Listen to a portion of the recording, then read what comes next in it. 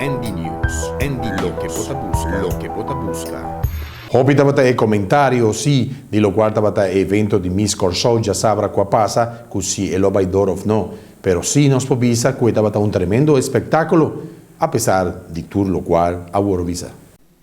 Hopi tabata e commentario durante esse man qua passa para el certamen de Miss Corso 2015.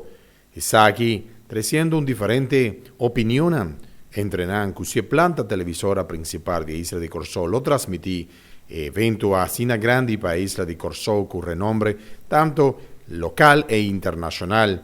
Kusaki trae un promoción importantísimo para Isla de Corso. También per comentario de ex que me será entregado, por cierto, durante el certamen no a Mirele ni tampoco hace entrega de su corona. Saki a 13 hopi comentario y hopi persona que no estaba contento con el certamen aquí con 7 participantes de año aquí 2015.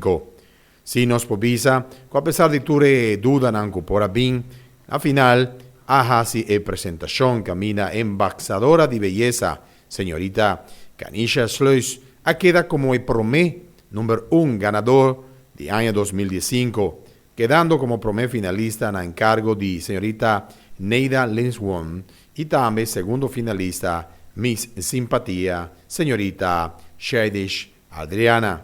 Si nos tengo visa de parte de nos de Andy Production y Energía Vision, que Hopi queda pendiente, pero de nos parte nos desea ganadora tu sorto de éxito. Esperando sí que el representante que está hace evento aquí cada año lo portin na conciencia, tú lo cual estaba el pensamiento de gente del pueblo de Corso y tú eres una que estaba sin interesada de porta bata presente o a la vez porta mire riba planta televisora.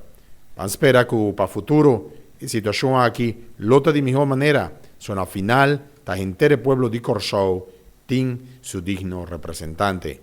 Van deseo tu sorto de suerte de parte de nos y que los sa de representar en el próximo certamen de Miss Universe para aquí.